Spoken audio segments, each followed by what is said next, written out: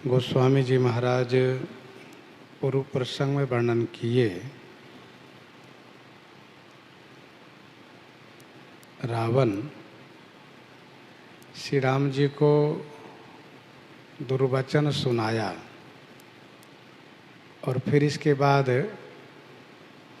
वज्र के समान बाण चलाना शुरू कर दिया। रावण के द्वारा चलाए गए सभी बाणों को श्री राम जी अग्नि बाण में जला करके भस्म कर दिए।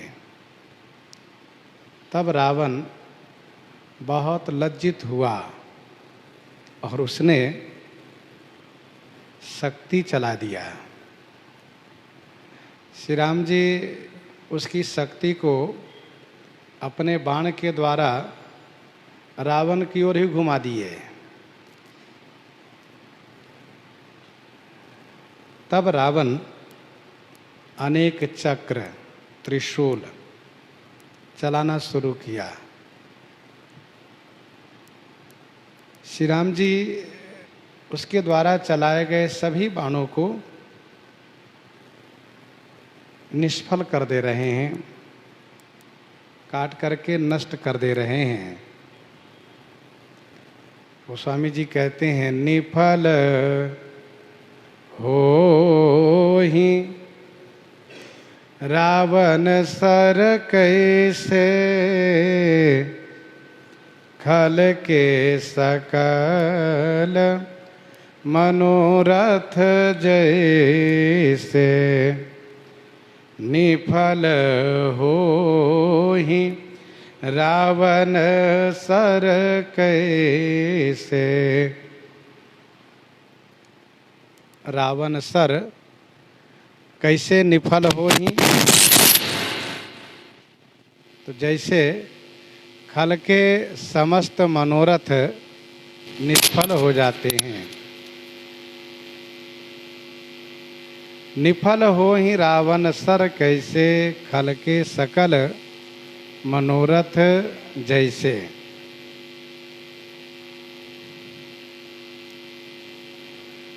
रावण के द्वारा चलाए गए सभी बाण का समूल समाप्त हो जाएगा।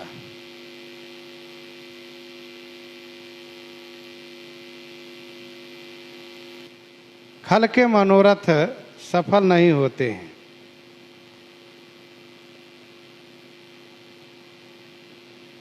तब सतबान सारथी मारसी, परेऊ भूमि जय राम पुकारसी। अब खल के सकल मनोरथ जैसे एक बात याद आ गई। दुर्योधन ने दुर्वासा जी को सेवा से प्रसन्न किया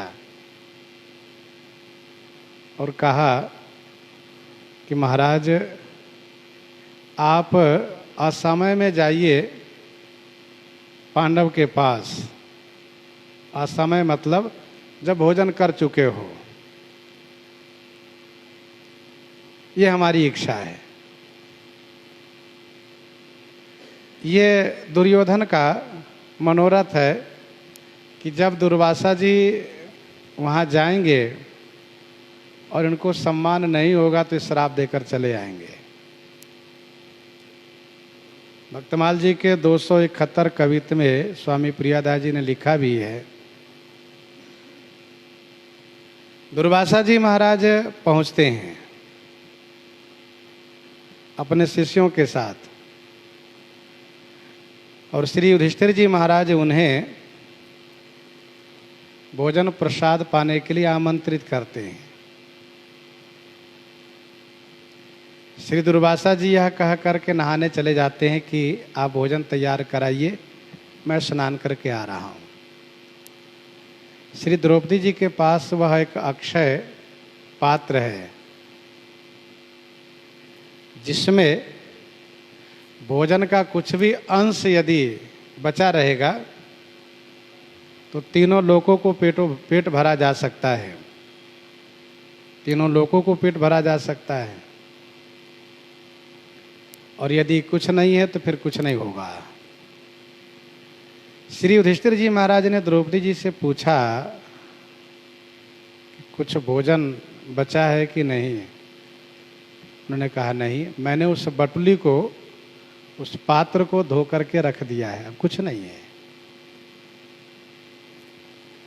श्री युधिष्ठिर जी बड़े चिंतित हो गए, अब क्या होगा।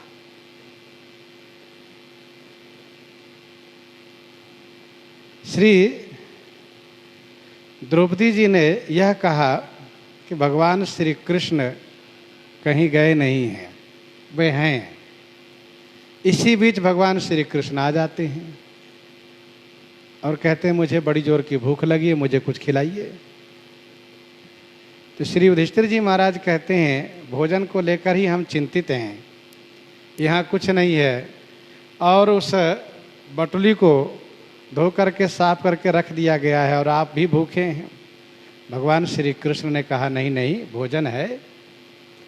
और फिर उन्होंने बटुली को लिया और घुमा फिरा करके देखना शुरू किया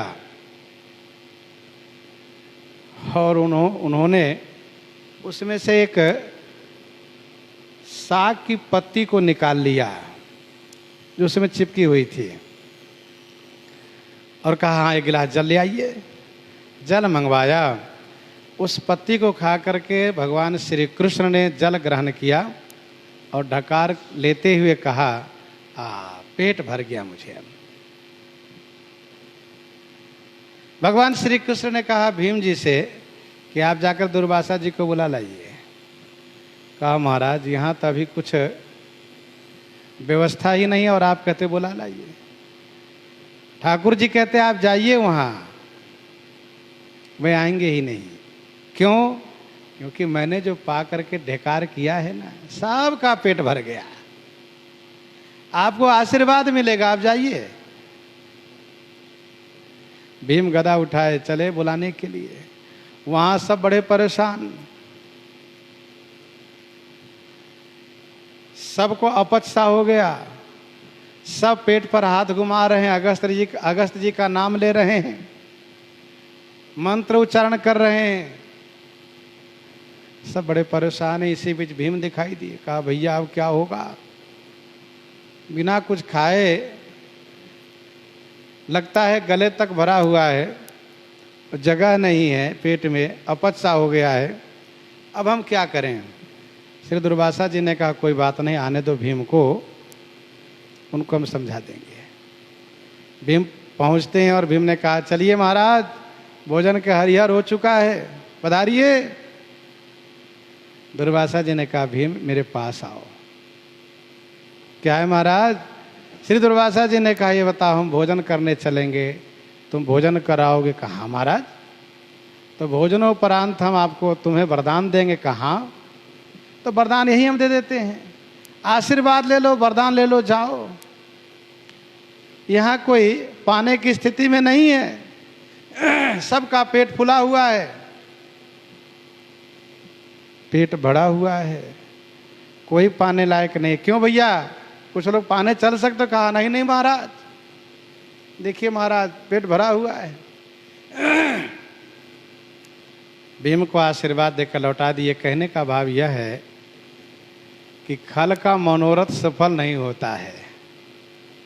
दुर्योधन का वह मनोरथ सफल नहीं हुआ।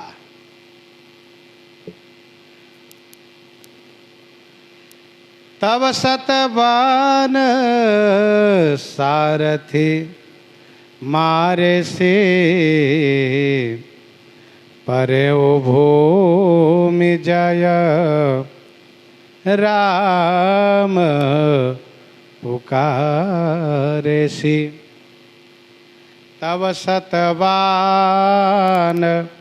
सारथी मारे सी। तब रावण ने सतबान माने 100 बाण सारथी को मारा। श्री राम जी के सारथी जो मातली हैं उनको मारा। जय राम पुकारे से भूमि परेऊ श्री राम जी की जय हो ऐसा पुकार करते हुए भूमि पर गिर गए। रावण ने 100 बाण चलाया सारथी पर। उठावा तब प्रभु परम क्रोध कहाँ पावा। राम कृपा करी सूत उठावा तब प्रभु परम क्रोध कहाँ पावा। श्री राम जी कृपा करके सूत माने सारथी को उठाए। श्री राम जी जैसे ही अपना हाथ का स्पर्श किए, अपने हाथ से स्पर्श किए, वैसे ही सारथी उठ गए। राम कृपा करि सूत उठावा तब प्रभु परम क्रोध कहाँ पावा। तब प्रभु श्री राम जी परम क्रोध कहाँ पावा, परम क्रोध को प्राप्त कर गए। राम कृपा करी सूत उठावा। सूत माने सारथी, जो सेवा में सदैव तत्पर रहते हैं, स्वामी की बात को ध्यान से सुनते हैं, उस बात को स्मरण रखते हैं, स्वामी का हित कैसे हो उसमें तत्पर रहते हैं।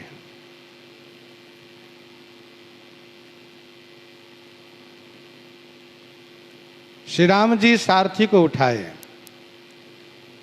अब श्री राम जी को बहुत क्रोध आया, क्योंकि श्री राम जी अपने आश्रित जनों के कष्ट पहुंचाने वाले पर नाराज हो जाते हैं। सुनो सुरेश रघुनाथ सुभाऊ, सुनो सुरेश रघुनाथ सुभाऊ, निज अपराध रिसाही न काऊ। जो अपराध भगत कर करई, राम रोष पावन पावक सो जरई। जो अपराध भगत कर करई, राम रोष पावक सो जरई।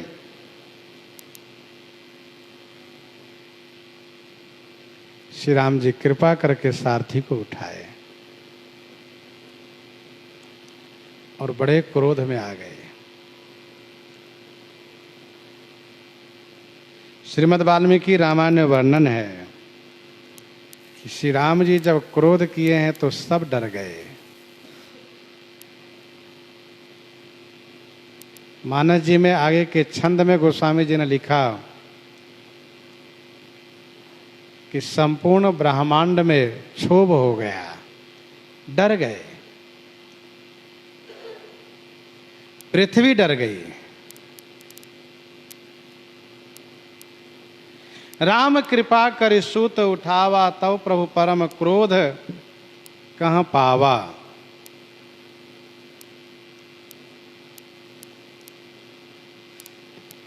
तब प्रभु परम क्रोध कहाँ पावा।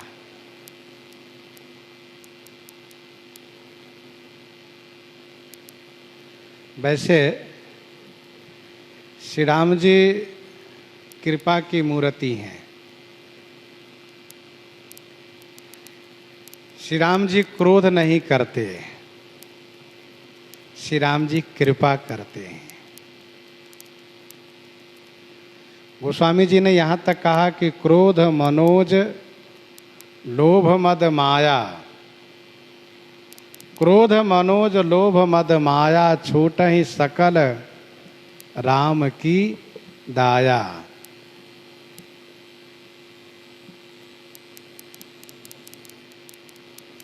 छूट ही सकल राम की दाया।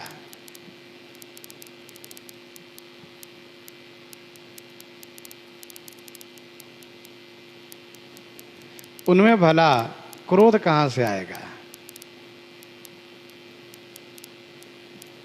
वस्तुतः लीला काल में श्री राम जी क्रोध को धारण करते हैं, क्रोध को अपनाते हैं। उनमें क्रोध है नहीं, उनमें लोभ है नहीं, उनमें ईर्ष्या है नहीं, उनमें मद मत्सर है नहीं, लेकिन लीला की शोभा के लिए स्वीकार करते हैं। जब श्री राम जी अवतार लेते हैं तो सभी को कृतार्थ करते हैं, सभी को जीवन सफल करते हैं। तो कामादि विकार भी श्री राम जी से प्रार्थना करते हैं, प्रभु हम भी आपके ही हैं और हमें आपने बनाया है सृष्टि के संतुलन बनाए रखने के लिए, सो कृपा करके हमें आप भी स्वीकार करिए। आपके जीवन में भी दिखना चाहिए थोड़ा। तो श्री राम जी मुस्कुराते हैं और कहते हैं ठीक है। तो श्री राम जी इन विकारों को स्वीकार करते हैं, परंतु श्री राम जी जब विकार को अपनाते हैं तो उस समय भी श्री राम जी विकार के अधीनस्थ नहीं होते हैं, और हम आप के ऊपर जब विकार प्रभाव डालता है तो विकार के अधीनस्थ हो जाते हैं। फिर हम आप अपने आप में नहीं रहते हैं। श्री राम जी अपने जीवन में लीला करते समय में खड विकार को अपनाए, खड विकार को स्वीकार किए। जैसे कि काम को अपनाए अरण्य कांड में, जब रावण श्री सीता जी को हरण कर लिया तो श्री राम जी श्री सीता जी के वियोग में बिलखने लगे, रोने लगे, और श्री सीता जी की खोज करने में उन लोगों से पूछने लगे जो कभी बोल नहीं सकते। हे खग मृग हे मधुकर श्रेणी, तुम देखी सीता मृग नयनी, तुम देखी सीता मृग नयनी, यही विधि खोजामी।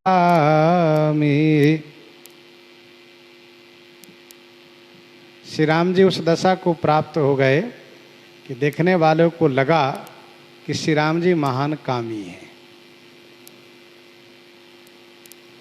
परंतु गोस्वामी जी ने कहा मनहु, मानो ऐसा है नहीं।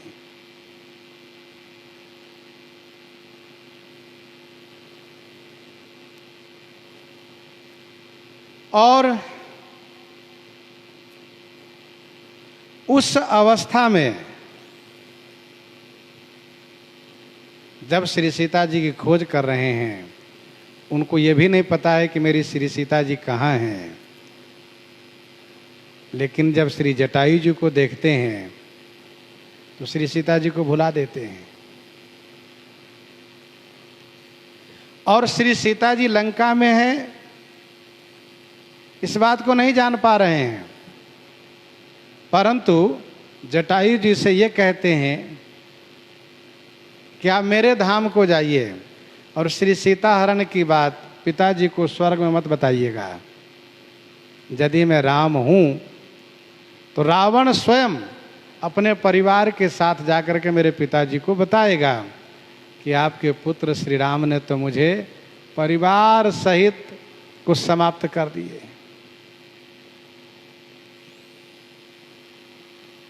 भगवान शिव जब उस समय में श्री राम जी को दर्शन करते हैं तो क्या कहते हैं? जय सच्चिदानंद जग पावन, अस कही चलो मनोज न सावन। अब आप जरा देखिए, श्री राम जी को दर्शन कौन कर रहे हैं? तो मनोज न सावन, कामारी। और विशेषण क्या दे रहे हैं? सच्चिदानंद, ये विशेषण दे रहे हैं। जय सच्चिदानंद जग पावन, सच्चिदानंद और जग पावन। जो सच्चिदानंद है और जगत को पावन है, पावन करने वाले हैं। जग पावनी कीरति विस्तरहि। तो ऐसे श्री राम जी को भगवान शिव दर्शन करके आनंदित हो जाते हैं, सती जी को मोह हो जाता है। कहने का अभिप्राय यह है कि काम उनके जीवन में नहीं है, श्री राम जी में तो प्रेम है, प्रेम की मूर्ति है श्री राम जी, परंतु लीला काल में काम को अपनाते हैं। श्री राम जी यह दिखाते हैं कि देखो गृहस्थ आश्रम में पत्नी के प्रति कितना प्रेम होना चाहिए, और जिनका मेरे प्रति इतना प्रेम हो उनके लिए मैं किस प्रकार से विलाप करता हूँ, उनको ढूंढता हूँ, यह शिक्षा भी देते हैं।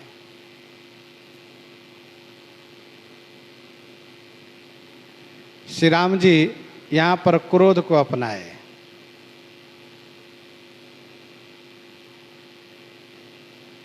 एक संत जी कहा करते थे कि श्री राम जी में क्रोध नहीं है, तो क्रोध आसपास घूमता रहा, क्रोध आसपास में घूम रहा था। तो श्री राम जी जब कृपा करके सारथी को उठाए तो क्रोध वही पास में घूम रहा था। श्री राम जी ने देखा, कहा क्या बात है, कहा प्रभु इस समय मेरी आवश्यकता है, मुझे अपनाइए ना। तो क्या होगा, कहा मुझे स्वीकार करके देखिए, फिर देखिए। तो तब प्रभु परम क्रोध कहाँ पावा, उनमें क्रोध था नहीं, परम क्रोध को कहीं से पा गए, और पा गए तो श्री राम जी फिर गुस्से में आ गए, पा गए क्रोध। लेकिन इस क्रोधावस्था में भी इनको अपना धाम देते हैं।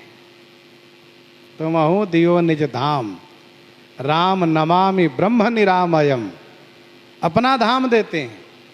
ये क्रोध कैसा, क्रोधित व्यक्ति कभी कृपा नहीं कर सकता, वह तो सोचता है कि इसकी दुर्गति हो जाए, इसको ऐसी सजा दूं, ऐसा दंड दूं कि कहीं का ना रहे। लेकिन श्री राम जी क्रोध करते हैं तब भी देहि राम तिन्हु निज धामा, अपना धाम देते हैं।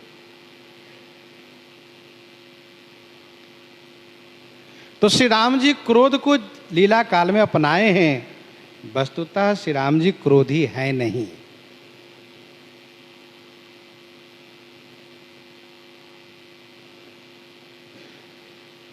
यदि सचमुच क्रोध होता तो नरक न भेज देते सबको, परंतु ऐसा उन्होंने नहीं किया, सबको अपना धाम दिए।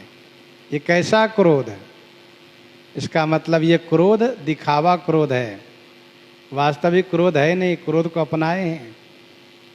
लोभ, श्री राम जी में लोभ भी नहीं है, श्री राम जी में लोभ भी नहीं है, परंतु लीला काल में लोभ को स्वीकार करते हैं, लोभ को अपनाते हैं। भला श्री राम जी में क्या लोभ हो सकता है, सर्वेश्वर हैं, जगदीश्वर हैं, पूर्ण काम हैं, पूर्ण काम राम परितोष है।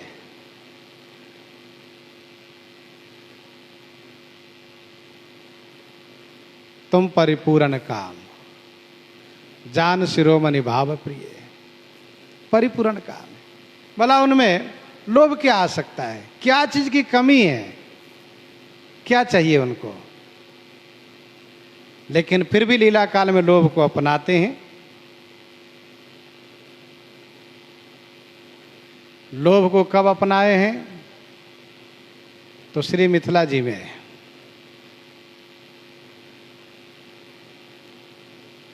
बर कुंवरी कर तल जोरी, साखो चार दो कुल, गुरु करे बर कुंवरी कर तल जोरी, भयो पानी गहन बिलो की, विधि सुर मनुज मुनि आनंद भरे।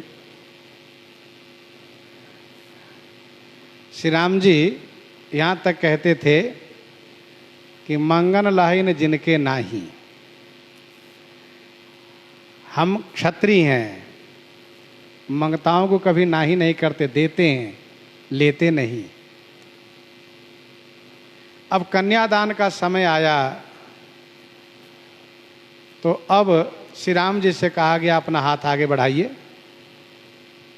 हाथ आगे बढ़ाइए मतलब हाथ फैलाइए। श्री राम जी बड़े संकोच में पड़ गए, ना मैं नहीं हाथ फैलाऊंगा। हम हाथ ऊपर रखते हैं, नीचे नहीं हाथ करते हैं।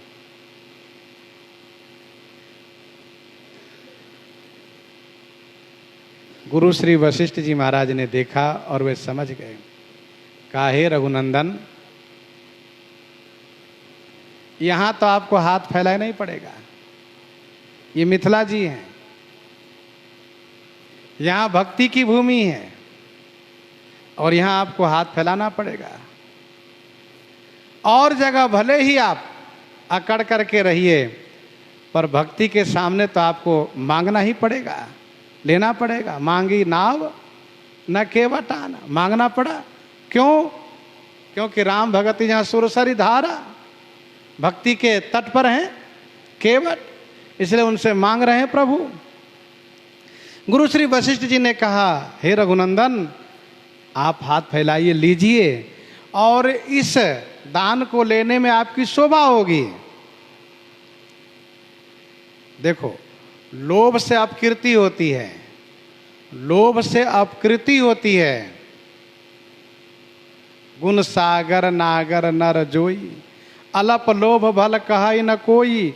किंचित लोभ हो तो लोग कहते ठीक नहीं है, देखो, और कहीं ज़्यादा लोभ हो तो लोग उनसे डरते हैं, अरे भैया बड़ा लोभी है ये, जब देखो मांगता ही रहते हैं। तो लोभी की अपकीर्ति होती है, लोभी से लोग डरते हैं। अलप लोभ भल कहाई न कोई। लेकिन विवाह काल में तो श्री राम जी को हाथ फैलाना ही पड़ेगा। गुरु श्री वशिष्ठ जी ने समझाया, तब श्री राम जी अपना हाथ नीचे किए, स्वीकार किए। भय पानी गान बिलोक विधि सुर मनुज मुनि आनंद भरे। तो लोभ से अपकीर्ति होती है, लेकिन श्री राम जी को इस लोभ से अपकीर्ति नहीं बल्कि सुकीर्ति हुई। भुवन चारि दस भरा उछाहु, जनक सुता रघुवीर विबाहु। जनक सुता रघुवीर विबाहु। भुवन चारि दस भरा उछाहु, जनक सुता रघुवीर विबाहु।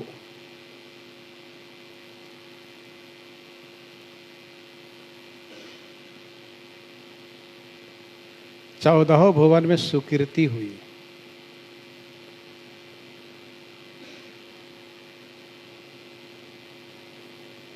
तो लोभ, मोह, श्री राम जी में मोह कहाँ से आ सकता, लेकिन उनमें मोह को भी श्री राम जी ने अपनाया।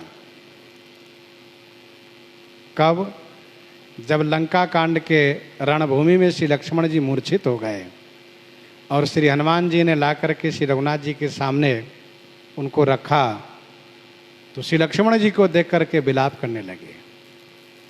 मोह को अपनाया। वहां राम लक्ष्मण ही निहारी, बोले बचन मनुज अनुसारी। श्री राम जी इतने दुखी हो गए, इतने मोहाग्रस्त दिखने लगे कि कहा, मुझे पता होता कि वन में भाई से बिछो होगा तो मैं पिताजी के 4 दिन वाली बात को भी नहीं मानता। 14 वर्ष की बात तो जाने दो, 4 दिन के लिए वन में नहीं आता।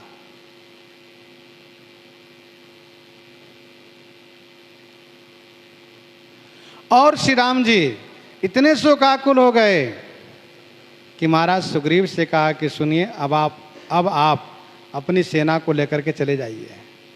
छुप जाइए जहाँ तहाँ, क्योंकि अब आगे मैं युद्ध नहीं करूँगा। मेरे लक्ष्मण मारे गए, मैं इनके साथ जल जाऊँगा।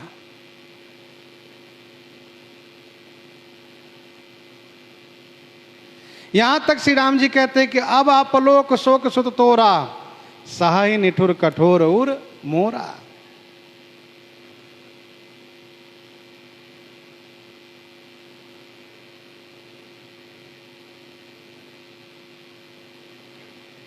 तो श्री राम जी मोह को अपनाए वहां पर। अब सोचिए, किसी व्यक्ति के अतिशय प्रिय, किसी व्यक्ति के अतिशय प्रिय का निधन हो जाए तो वह इतना शोकाकुल हो जाता है कि उसमें वह पागल हो जाता है और उसको और कुछ नहीं दिखाई देता, केवल वही दिखाई देते हैं। श्री राम जी तो बड़े व्याकुल हैं, बड़े शोकाकुल हैं, और देखने वाले को लगता है कि श्री राम जी बिल्कुल अब अपने आप में रहे नहीं, बिल्कुल शोकाकुल हो गए। लेकिन जब श्री हनुमान जी ने उनसे कहा कि स्वामी आप आदेश करिए, तो चंद्रमा को कपड़े की भांति निचोड़ करके अमृत ले आऊं, सुधाकर उसका नाम है, पाताल में जाऊं, सर्पों को मार करके अमृत कुंड उठा लाऊं,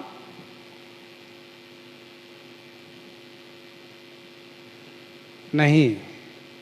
श्री हनुमान जी कहते हैं कि जो देवताओं के वैद्य है उसको पकड़ के ले आऊं, कहा नहीं। अच्छा, यदि सूर्य उदय होने तक, सूर्य उदय होने से लक्ष्मण जी के प्राण संकट में हैं, सूर्य उदय होने से लक्ष्मण जी के प्राण संकट में हैं, तो आदेश करिए तो सूर्य को पकड़ करके ब्रह्मांड को फोड़ करके बाहर कर दूं, और फिर सूर्य इस ब्रह्मांड में तब तक ना आवे जब तक हमारे लक्ष्मण जी जीवित ना हो जाए, और वहां पर मैं राहु को बैठा दूं कि सूर्य को ब्रह्मांड में आने ना देना। और यदि ये भी नहीं स्वीकार हो तो कहिए तो मृत्यु को चूहे की भांति पटक के मार डालूं, आज के बाद कोई मरेगा ही नहीं। तो श्री राम जी सब में मना कर दिए। अब आप जरा सोचिए, कोई व्यक्ति इस प्रकार से मोहग्रस्त होगा और उसे कहा जाए कि आपके जो प्रिय हैं, जो मृत्यु को प्राप्त हो गए हैं, उनको जिलाने के लिए मैं ऐसा अमुक कर्म करूं, तो तुरंत कह देगा ऐसे ही करो, जीवित कर दो, चाहे जो हो जीवित कर दो। लेकिन श्री राम जी कहते नहीं, केवल सुखेन वैद्य को ले आओ। तो श्री राम जी उस लीला में भी सावधान हैं।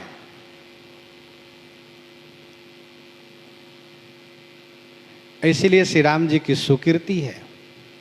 और मद, श्री राम जी ने मद को अपनाया। कब? जब श्री मिथिला जी में धनुष भंग किए, किशोरी जी से जयमाल प्राप्त किए, तो धनुष भंग की आवाज सुनकर के श्री परशुराम जी आ गए। तेहि अवसर सुनी शिव धनु भंगा, आयो भृगुकुल कमल पतंगा।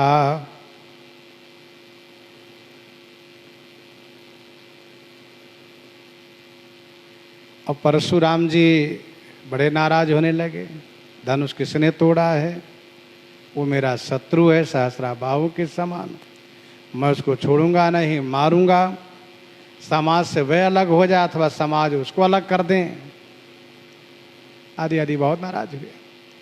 श्री राम जी ने विनम्रता पूर्वक कहा कि धनुष तोड़ने वाला कोई आपका सेवक ही होगा। कहा वो कैसा सेवक जो इस प्रकार से शत्रुता का काम करे? अरे सेवक वह जो सेवा करें, और जो शत्रु का काम करे तो हमसे फिर लड़े। लक्ष्मण जी प्रति उत्तर देना शुरू किए, विवाद बढ़ा। तब श्री राम जी मद को अपना लिए।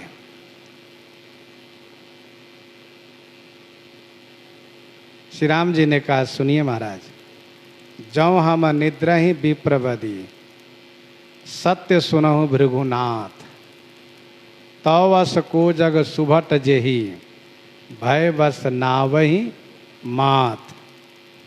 देव दनुज भूपति भट नाना, समबल अधिक हो बलवाना। यहां पर उसकी आवश्यकता थी। काम क्रोध लोभ मोह मद मत्सर। मत्सर को श्री राम जी कहाँ अपनाए हैं? तो श्री राम जी मत्सर को अपनाए हैं जब श्री राम जी सुबेल पर्वत पर महाराज सुग्रीव की गोद में अपना मस्तक रख कर के लेटे हुए थे और विभीषण जी से पूछा, ये कैसी काली घटा है दक्षिण की ओर, लग रहा है कि असमय में वर्षा होगी, क्या बात है? विभीषण जी महाराज स्पष्ट किए कि यह कोई काली घटा नहीं है, यह रावण का छत्र है मेघडंबर। मंदोदरी के कनफुल की चमक ही बिजली की चमक है। मृदंग जो बज रहे हैं यही मेघ की आवाज है। रावण नाच गान देख रहा है। तो श्री राम जी तुरंत प्रभु मुस्कान समुझी अभिमाना, चाप चढ़ाई बाण संधाना। छत्र मुकुट ताटंग तव हते एक ही बान, सबके देखत मही परे मरम न को जान।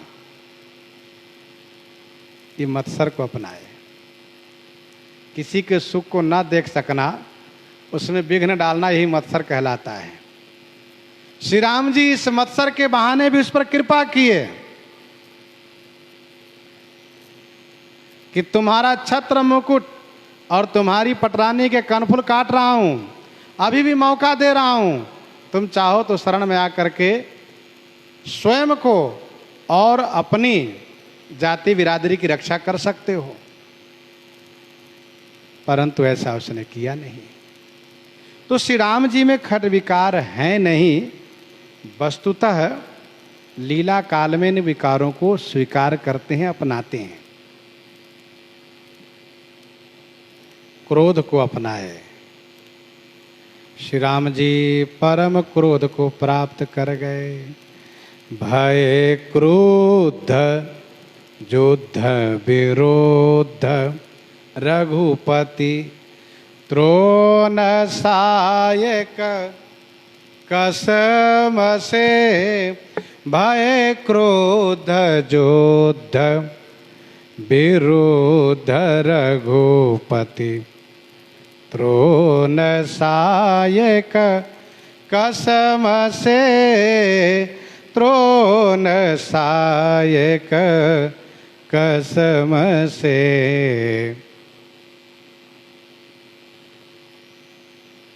भय क्रुद्ध युद्ध विरुद्ध रघुपति त्रोण सायक कसम से।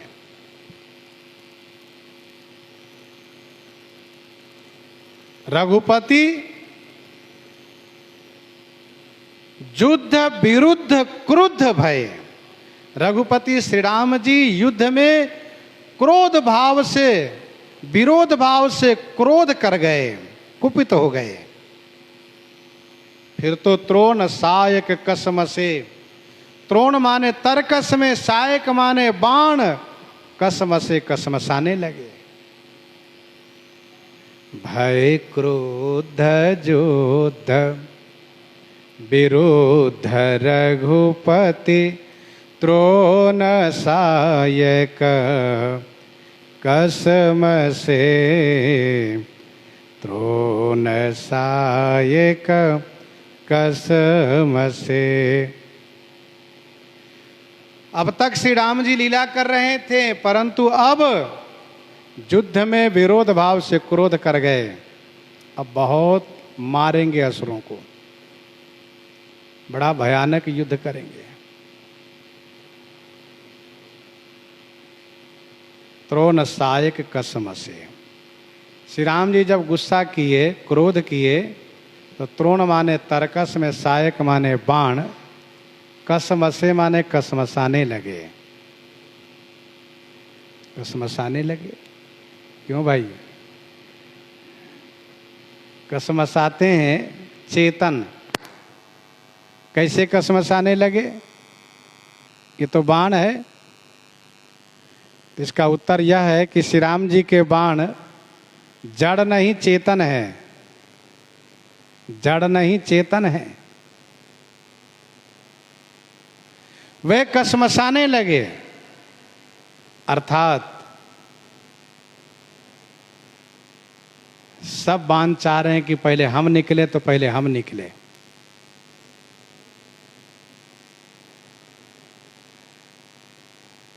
जैसे जगह कम हो, संख्या ज़्यादा हो, तो लोग उसमें कसमसाने लगते हैं, सोचते जल्दी यहाँ से निकलो भाई, बड़ी भीड़ है। वैसे बाण तर्कस में कसमसाने लगे, कुलबुलाने लगे, जल्दी निकलना चाहते हैं, क्योंकि तब सो नित की प्यास, तब सो नित की प्यास, तृषित राम सायक निकर,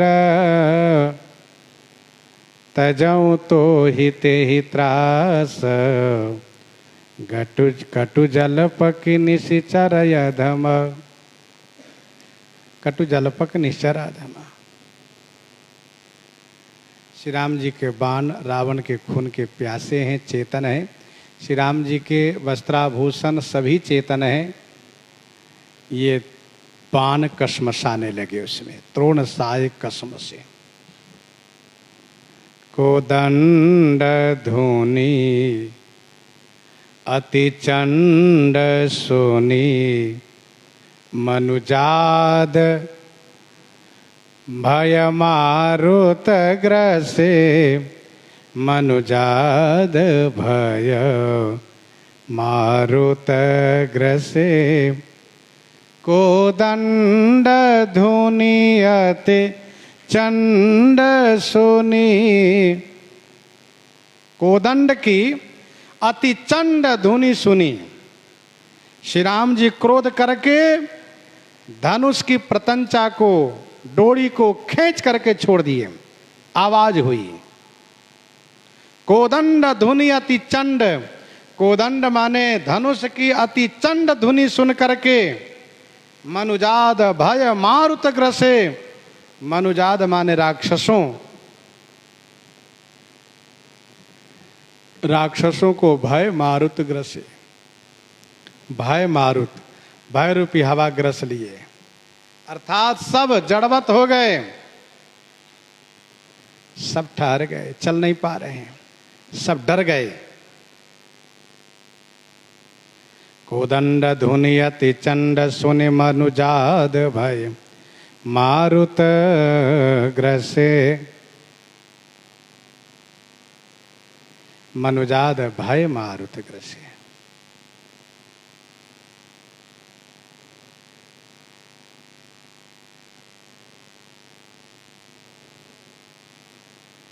कहते हैं ना, हवा मार दिया,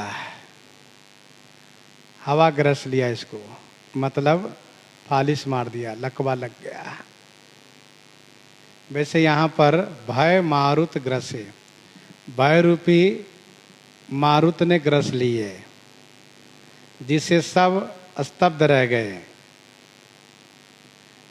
प्रथम किन्न प्रभु धनुष टंकोरा, रिपुदल बधिर भयउ सुनी सोरा।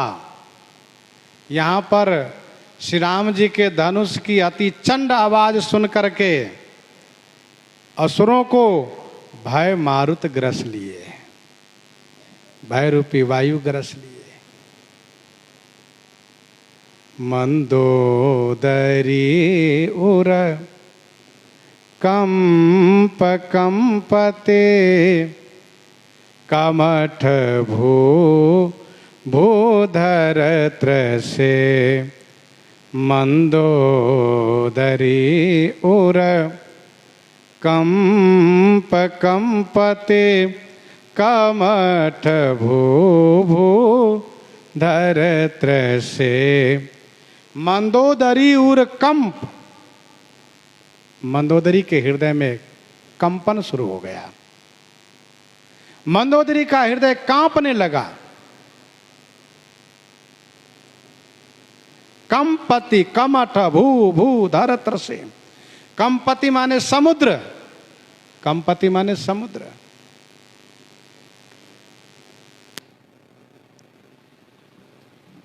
सत्य तोय निधि कंपति उदधि पयोधि नदीश।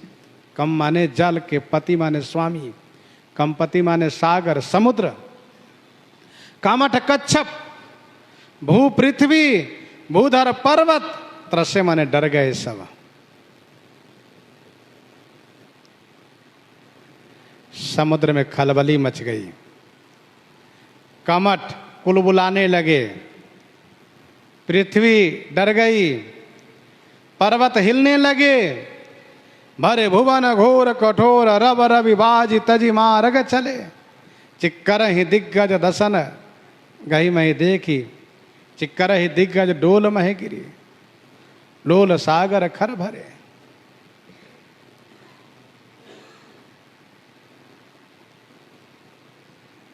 मंदोदरी और कंप कंपति कमठ भू भूधर त्रसे।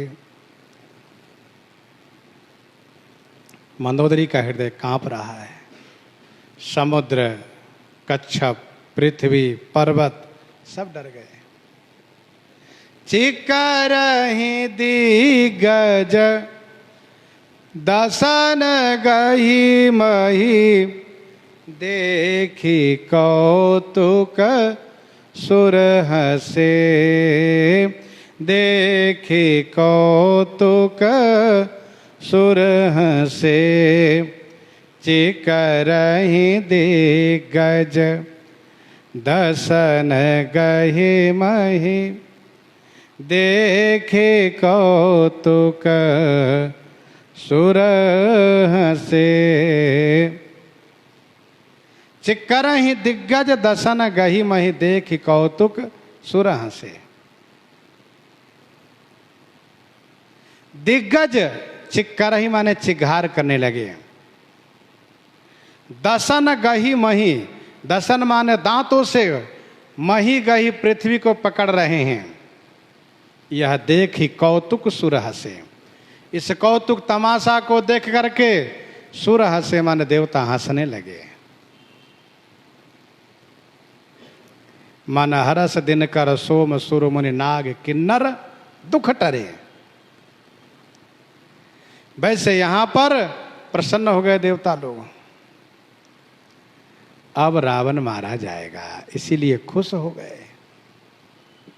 चिकरहि दिग्गज डोल मही, चिकरहि दिग्गज दसन गही मही, देखी कौतुक सुर हसे। तानेउ चाप श्रवण लगी, छाड़ेउ बिसिख कराल। राम मार गन गन चले, लहलहात जनु ब्याल।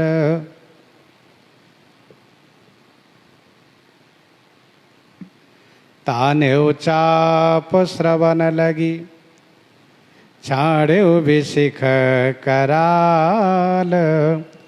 राम मार गन गन चले, लहलहात जनु ब्याल। चाप श्रवण लगी तानेउ, कराल विसिख छाड़ेउ। चाप माने धनुष को श्री राम जी ने कान तक खींचा, धनुष की डोरी को कान तक खींचा। और कराल विशिख छाड़ेउ, कराल माने भयानक, विशिख माने बाण को चलाए।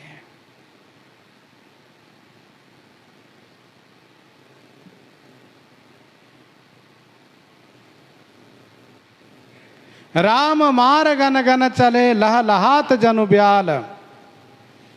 श्री राम जी का मारगन, मारगन बाण, मारगन माने बाण, गण माने समूह। श्री राम जी के बाण समूह चले हैं। कैसे? जनु ब्याल लह लहात, जनु माने मानो, ब्याल माने सर्प, लहलहात माने लहलहाते हुए लपलपाते हुए चला। मारगन बाण का नाम है। मृग धातु से ये मारगन बना है, जिसका अर्थ होता है शत्रु को खोज खोज करके मारना। मृग धातु से बना है यह मारगन शब्द, जिसका अर्थ होता है शत्रु को खोज खोज करके मारना। तो श्री राम जी का बाण समूह ऐसे चला मानो जैसे कि सर्प लहलहाता हुआ जा रहा हो, सर्प चमचमाता हुआ, जिह्वा लपलपाता हुआ जा रहा हो, वैसे चला। और श्री राम जी के बाण ने जाकर के तुरंत अपना प्रभाव दिखाया। चले बाण सपक्ष जनुरगा, प्रथम ही हत्यो सारथी तुरगा। चले बाण सपक्ष जनुरगा, प्रथम ही हत्यो सारथी तुरगा।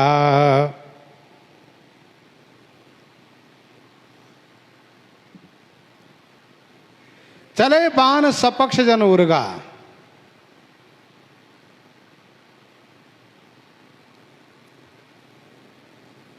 बाण ऐसे चले जैसे कि जनु माने मानो, सपक्ष माने पंख युक्त, उर्गा माने सर्प चला हो।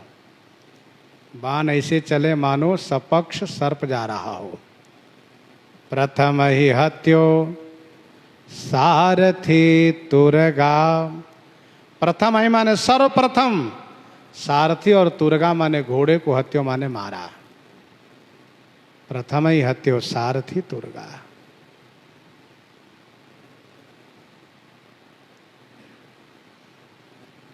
चले बाण सपक्ष जनूरगा, प्रथम ही हत्यो सारथी तुरगा। रावण के सारथी और घोड़े को मार दिए। और रथ विभंजी हाथी के तो पताका, गरजाति अंतर बल थाका। रथ विभंजी हाथी के तो पताका, गरजाति अंतर बल थाका। रथ विभंजी हाथी केतु पताका। रथ विभंजी माने रथ को विभंजन किया, रथ को चूर चूर कर दिया। केतु पताका को हाथी माने नष्ट कर दिए। श्री राम जी के बाण रथ को खंड खंड करके ध्वजा और पताका को नष्ट कर दिए, उसको भी खंड खंड कर दिए। तब रावण खिसिया करके गरजाति, बड़े जोर से गर्जन किया। अंतर बल थाका। अंतर बल थाका माने भीतर के बल से थक गया है, बहुत जोर से चिल्ला रहा है, इसका मतलब भीतर से ये हार चुका है, थक चुका है।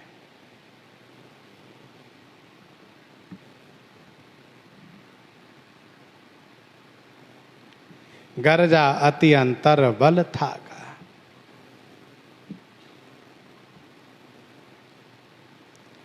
रथ विभंजी हति केतु पताका, गरजा अति अंतर बल थाका।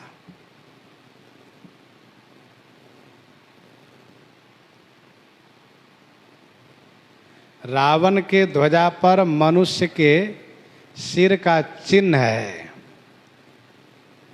ऐसा